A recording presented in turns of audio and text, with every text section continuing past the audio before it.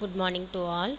I am Geeta, Assistant Professor from ECE Department, Rogini College of Engineering and Technology.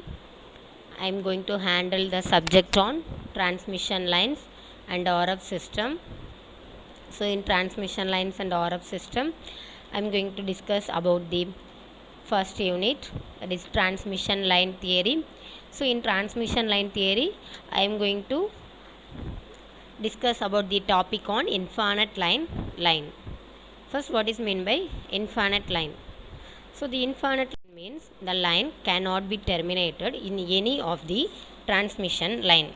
So it is called as infinite line.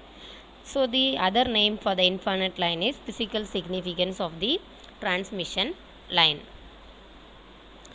So after completing about the infinite line, so the students will be able to know about what is meant by infinite line.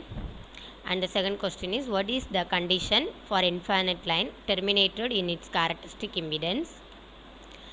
Then the third question is, a 2 meter long transmission line with Z0 is equal to 60 plus J 40 ohm operating at omega is equal to 10 power 6 radians per second and has alpha, that is attenuation constant, is equal to 0.921 Np per meter and beta, that is phase constant, is equal to 0 radians per meter. If the line is terminated in a load of 20 plus J 50 ohm, determine the input impedance of the line. So this problem also is based on this equation. So the student can able to solve this type of problem also. So next, so in the infinite line, so in that figure, the equation of the voltage and current can be written from the sending end current Is, so of the transmission line having the length L, so is given by, now we have to write the sending end current equation. So that is denoted by Is. So Is will be equal to IR cos h root of Zy into L plus ER divided by Z0 sin h root of Zy into L. So based on the Ohm's law, the voltage ER will be equal to IR into Zr.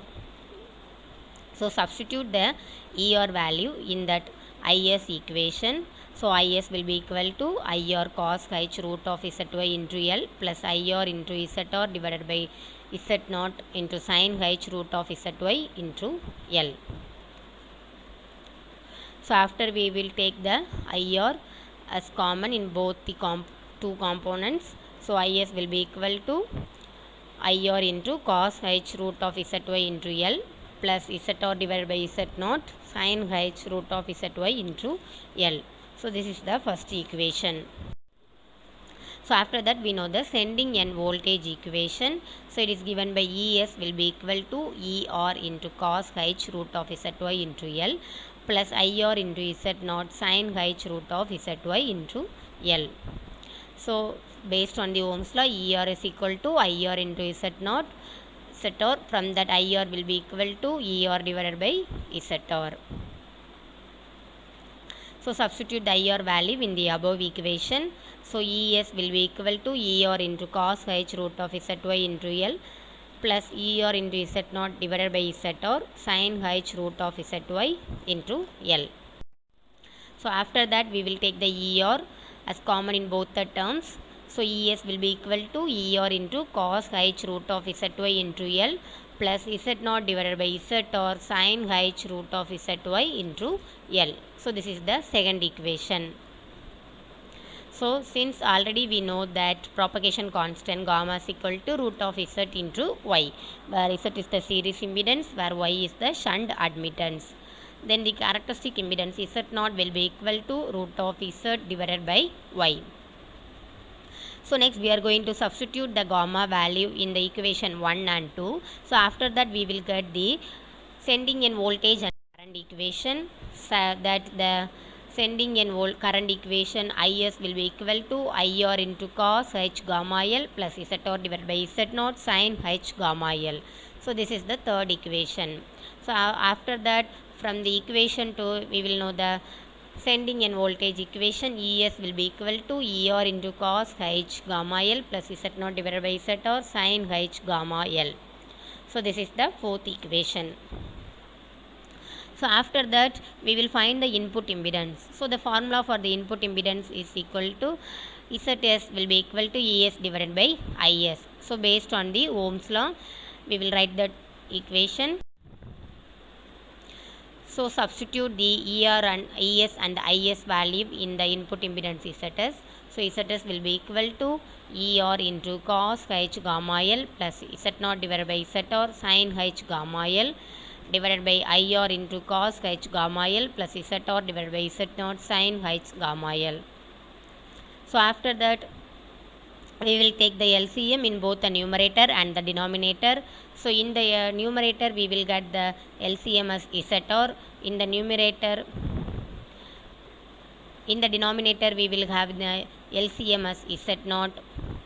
So after that Zs will be equal to ZR into ZR cos H gamma L plus Z0 sin H gamma L divided by ZR divided by Z0 cos H gamma L plus ZR sin H gamma L divided by Z0. Then ER is equal to IR into ZR. So based on the Ohm's law, from that ZR will be equal to ER divided by IR.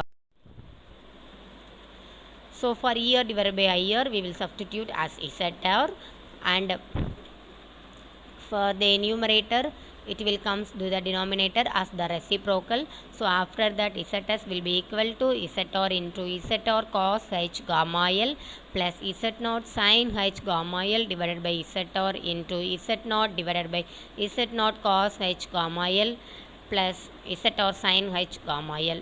So after that we will cancel out the ZR divided by ZR. Then the Zs, that is input impedance, will be equal to Z0 into ZR cos H gamma L plus Z0 sin H gamma L divided by Z0 cos H gamma L plus ZR sin H gamma L. So this is the equation 5. So now we will get the input impedance. So this is the first standard form of the input impedance of the transmission line. So after that, based on this topic, we will give one quiz question. So the quiz question for the infinite line is, for a input infinite transmission line, the characteristic impedance is given by 50 ohm.